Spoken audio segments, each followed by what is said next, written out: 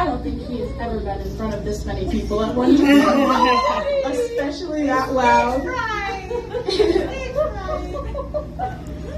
Hey, head down. It's okay, buddy. All right. Before I start my poetry, I'd like to introduce me. You will need the context. You'll see. My name is Katie Bree, and this is Hopper. He is a cardiac alert and response dog for me. I have a condition called postural orthostatic tachycardia syndrome, or POTS for short.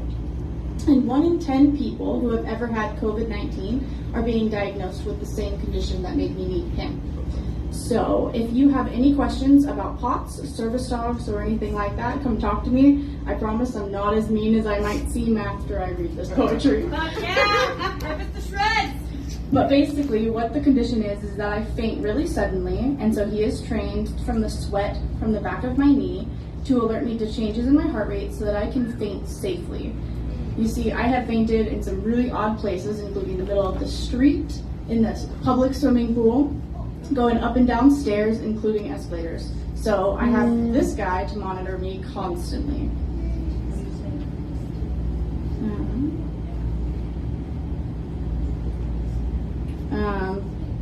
So now I hope you can understand why, even though I may appear fine to the naked eye, it's not a lie when I tell you I could die if you distract my own eye. So with that in mind, here's some poetry written by me with all of the emotional regularity set aside, because why should I always have to hide what I feel inside? My dog's a medical necessity. He's not here to play or to make anybody's day, so stay away. You can stare, but don't you dare try to touch even one single fucking hair. It's actually a misdemeanor to lay even one wee little finger. And if me telling you to go away and me moving away doesn't get me my way, as some would say, I'll say, don't touch me. Oops, there goes my pepper spray. You'll drop to your knee in agony so easily it's a little bit funny to me, because there's simply no sympathy for those trying to be distracting to thee. Don't you know that he is my medical necessity? I know I'm coming in hot, so maybe you just forgot. When it says do not pet, forget it.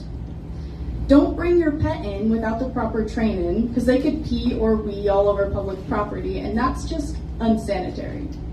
I can hear it now, the crowd going, wow, they can make mistakes, doesn't mean they're fakes. I never said they couldn't, just that they shouldn't, and if your puppy pees, you too need to leave the premises.